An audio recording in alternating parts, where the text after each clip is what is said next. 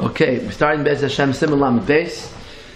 He says the subject here is to explain why the Rambam, well, really to ask many questions about the Shalosh Shevuos. In the last Siman he asked why the Rambam didn't bring it down in Sefer Yad, and he did bring it in the Igeres Teiman. Now he's going to talk about other questions about the Shalosh Shevuos. Okay, Ulevayr Ho'inyan, to explain the subject, I'm going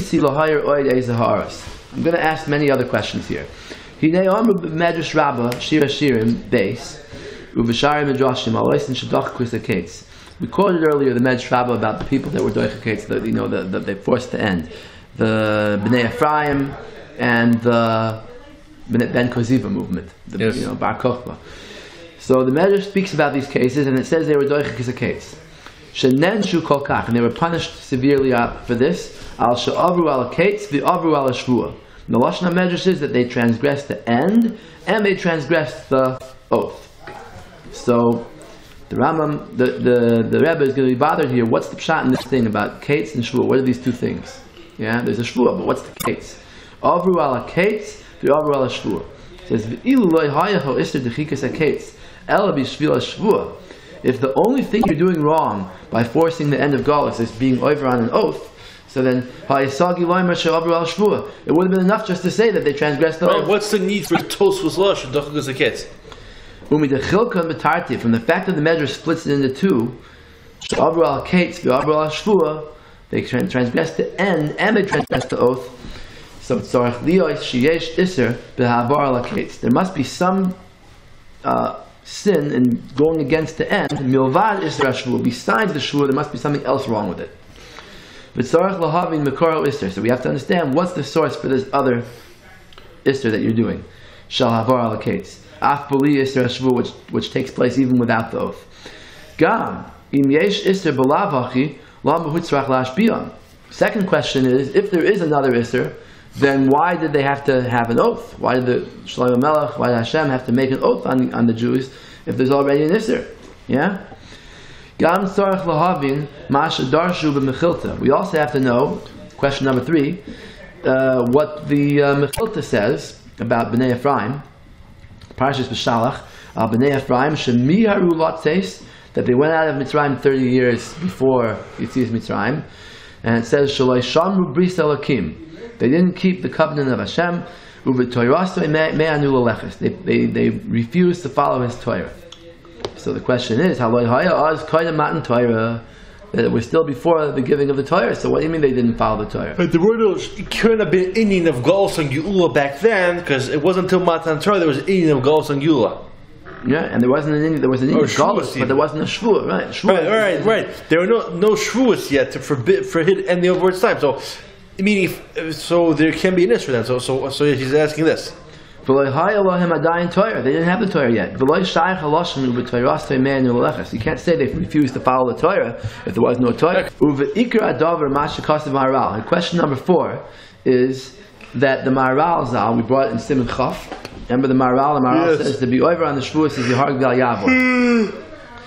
Shalavor al elu ha-Shevuos hu b'Yeharg B'al Yavor. That, even if the government comes and forces the Jews to transgress the oath, they put a gun to their head and say, go to Eretz Yisrael, lotzes min ha-Galus, get out of Galus, and make yourselves a state. Asurim lotzes min ha-Galus, mamash kedin shma. They're not allowed to do it. It's mamash like shma. It's mamash like a avodah zarah. If they tell you to do avodah zarah, you have to get killed. So here also, if they tell you to go out of Galus, you can't listen to them. You have to know how the Maharal got this.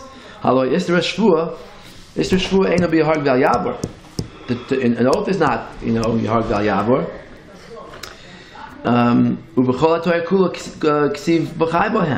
And all the rest of the mitzvahs in the Torah, the din is b'chai bohem. The din is that you have to do the avera and save your life.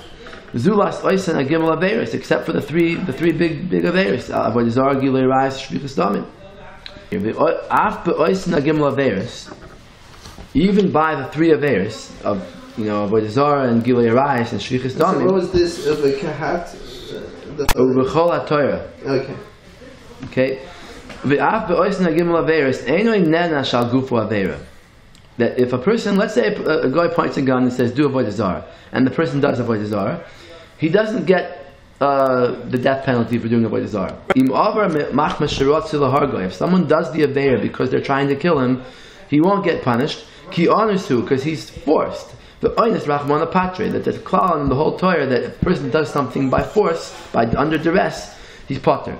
Kemavur b'Rambam perakei milchus yisodi haTorah be'emtza halacha daled. The Rambam says there, shekasav ve'elu hagimel averis deva'avar b'loy nerag. That if someone was over the aveira and didn't get killed, didn't do what he was supposed to do, she'over al mitzvah saseh de kiddush Hashem. So he does get an aveira of kiddush Hashem. He's being over on the positive commandment to be mekadosh Hashem. V'yal mitzvah loy saseh de chil Hashem. It's also a negative commandment of chil Hashem, but not the aveira of avodah zarah or gilui arayis. Shechustam. V'yafal pichem imnei she'aver b'oinus. Since he did it b'oinus, ein malki noiseh. We don't give him malchus or misa. And by the way, I don't think even in Shemayim a person would get misa. Because if he did it was forced, right? Because he was forced. He'll get punished for the aveir of Kiddush Hashem, but he won't get punished for that. Okay, so he says, "V'yafal pichein mipnei she'aver b'oinus ein malki noiseh. V'ein tzarich lo m'shein v'misa noiseh bezdin. The bezdin doesn't give him misa. V'im avodah zarah shehi chamur min hakoil. So if madach by avodah zarah, which is the most severe of all sins, if someone does it by force, doesn't get cars, doesn't that penalty. For sure, if a person did a different aveir under duress, he won't get punished. If the goyim come, point a gun and say, get out of Golis, or we'll kill, so if they do it, they're just doing it b'oinus. It's considered like they didn't do it. Why should they get killed for this? Since it's not one of the gimel averis, it's one of the other averis. It's one of the other mitzvahs in the Torah that you have to give your life for. Now, this shtickle here is very schwer. I always had problems with this shtickle because the problem is, by avodah zarah, by this Rambam that he brings, if a person does avodah zarah under duress, he doesn't get killed. Yeah. So by the Shalosh Shevuos, how did the Rebbe know that if someone does the Shalosh Shevuos under duress, he gets killed, he gets punished for it? How is he asking Akasha here that even avodah zarah, if you do it under duress, you don't get killed? So kol shekin over here, you don't. Over here, who said you do? Like the Zionists and other people who were over on the Shalosh Shevuos, okay, maybe they weren't under duress, they just did it because they wanted to. But let's say a guy would come, like the Maharal's case, and point the gun and say, be over on the Shalosh Shevuos. Who says that the person will be chayav misa for that, or chayav the oynish of the Gemara? Maharal says so. Maharal didn't say. Alright, I don't know that. I really don't know. So what I was thinking we could say here is that this kasha and the previous kasha are really like two sides of the same coin. In the previous kasha, the Rebbe asked that the Shalosh Shevuos are not Yehar G'val Yavor. There are only three Averis: Gilui Arayis, Shfichus Damim, and avodah zarah. There are Yehar G'val Yavor. So what he asked was, basically, if the Maharal meant that the reason why the Shalosh Shevuos it's better to be killed than to be over on them is because they are Yehar G'val Yavor in the exact same sense that avodah zarah is Yehar G'val Yavor, then his kasha is, it's not so. There are only three Averis that are Yehar G'val Yavor, not more than three. So now he's asking like this: Elamai v'estazagan, that maybe the Maharal doesn't mean a regular Yehar G'val Yavor. Maybe the Maharal means an Eitz Tova. It's a good advice. It's saying basically, don't be over, don't violate the three oaths, because you know why? If you're going to violate the three oaths, it's going to come a worse punishment. So even if you're being threatened with death right now, afilu, if the Umas Ha'olam want to be miyaser b'yisurim kashim, you're still not allowed to be over on the Shalosh Shevuos. Why? Not you're not allowed to, you're allowed to, but you shouldn't. Why? Because it's going to come, the punishment for being over on the Shevuos is going to be much worse than what you're getting now. That's what the Maharal meant. It's a toiva, good advice. So on that, the Rebbe asks it, if it's an Eitz Tova that he's saying, if he's saying that basically that even under duress, transgressing the oath is going to lead to this punishment, his kasha is, what do you mean? Even by the three Averis Chamuras themselves, even by avodah zarah itself, if a person is forced at gunpoint to do avodah zarah, and he does avodah zarah, he doesn't do what he's supposed to do. He gives in to the nisayon and he does avodah zarah, the Rambam says he doesn't get killed. He doesn't get killed because he was under duress. He was under a bonus. Bonus Rachmana Patre. He's potter. So over here also, it can't be worse than Avodah Zarah. If someone forces a Yid to do the Shalosh Shevuos and he does it, he can't hold back, and he does, then he's not going to get killed. So he's not going to get punished by Bezdin or by Hashem. So therefore, it can't be that the Maharal is saying good advice over here. That's basically what his kasha is here. So he's knocking off both sides of the coin. That's Israel. Okay, even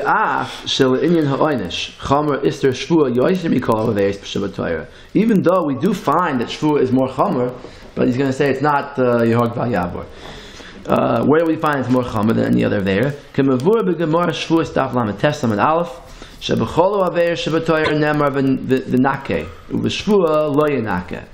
Shvuah, it says in Lo Yinaka Hashem Eis Asher Yisa Shmoy Lashav. Yeah? Yes. Hashem won't make them clean. In other words, Hashem will never be moichel someone who is nishba in his name falsely. But all aveiros in the Torah, they punish you. Hashem punishes just the person who does the aveir. That the punishment goes on his family and on the rest of the world.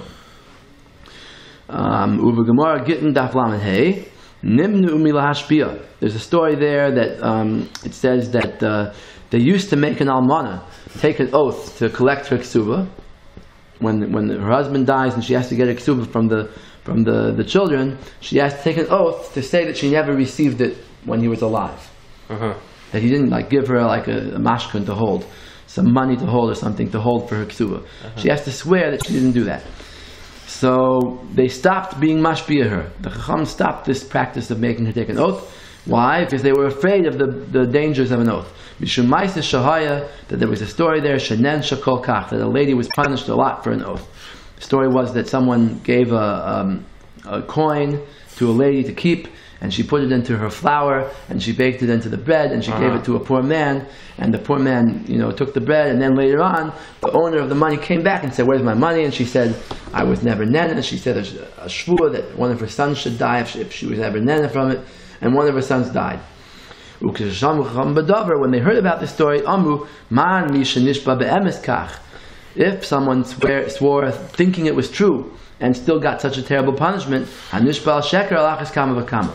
So someone who swears knowingly is for sure going to get punished. Toisvis there, Niskashu has a question. My time Yanish, why did he get a punishment? Why did she get a punishment? There's a drasha that it says ha'adam, which excludes someone who is under duress and doesn't really know what he's saying.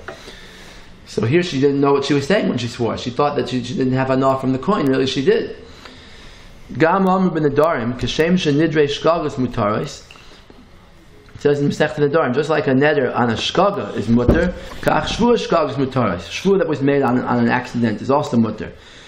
V'tiritzu, Tosfos answers that tam ha'oyin shai b'shvil dahavala lizar yoiser, that she should have been more careful l'shamrei heitev to keep the money in a good place. She shouldn't have put the money into the flour.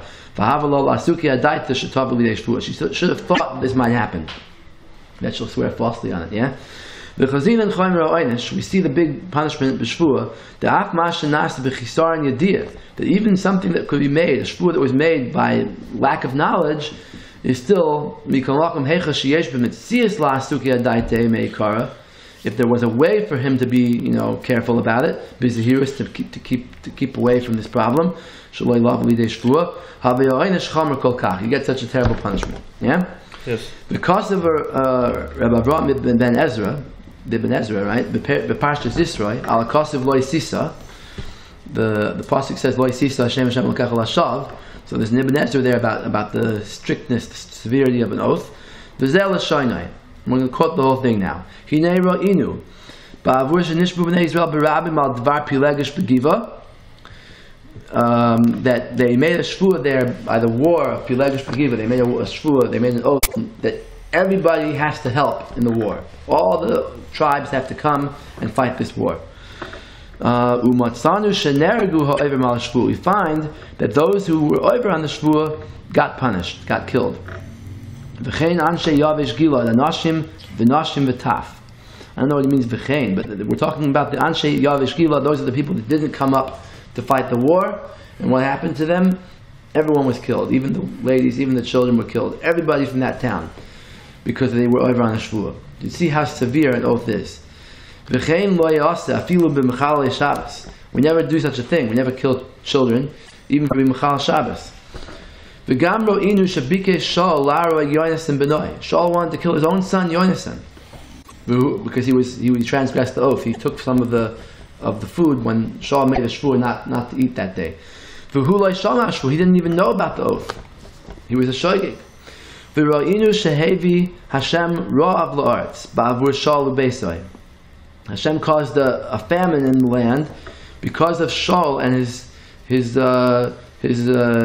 family. She'avru al Shevuos hanesim, that they were over on the shvuah. She'nishpu legivonim. That you know what happened originally in the time of Yoshua, the Givonim came to be Megayer, and the Nesim promised them that there would always be water carriers and wood choppers, and they would have a parnasa from that. And then Shaul came and took away their parnasa, because he killed the Noivir Kohanim and they had nothing to do. So they were over on that shvuah, and there was a hunger in the land because of that. The Ibn Ezra goes on. He says we don't find any punishments in the Aseret Dibros. Rak ba'avodah zara u'b'nesiya Shem Hashem lashav. Those are the only two things that we find a punishment. Even though Sirtzach, there's no punishment. Only avodah zara and a shvuah. Yeah. If the Jews only had this one sin, taspik lahari chagolus, because Ibn Ezra talks there about people that are very light with oaths. They just throw them around like nothing, like a lot of people do today also. So he says, if that would be the only aveir, that would be enough to prolong the golus. Ulahoisif makal makuseinu, to add to our afflictions. Rahman litzlan. Yuyin sham sheherich oid. V'royim mikol zeh goyel choym ro'oyin sheyesh b'isr shvuah. We see from this how bad an oath is, how severe it is. B'frat b'shvuah zu she'amru oid b'fir shaloshin ani matiris b'starchem. This shvuah of the Shalosh Shevuos, it says ani matiris b'starchem. It says Hashem's going to give an oynish of permitting our flesh. Shaloi nemer kazois b'shar Shevuos. That this oynish was never said by any other oaths. Gam amru zal b'ferish al zeh shemari chesagolus. That Chazal say b'ferish that this is going to cause the golus to be longer. Right? The Gemara in Sanhedrin Tzaddik Ches, it says right. Kasher avi oid lahal. I'm going to bring it later on. Av apichein. So even all this, even having said all this about Shevuos, calls that he rak hecha sheyesh oif and ezem mitzias liyois nizder b'davar. That's only when you could have been careful. You could have, you could have tried not to be over, and you were careless about it. Aval anus mamish, valei unse commando avi. But if someone points a gun, like the Maharal's case, it's onus is like he didn't do it. Ubefrat shebeshvua yesh al zeh kra miyuchad shalamdu mea adam mishvua. It's not every other place in the Torah there's a din of onus, but here there's a beferish din of onus. It says ha'adam b'shvua. Prat lo anus. There's no greater onus than being forced at gunpoint. How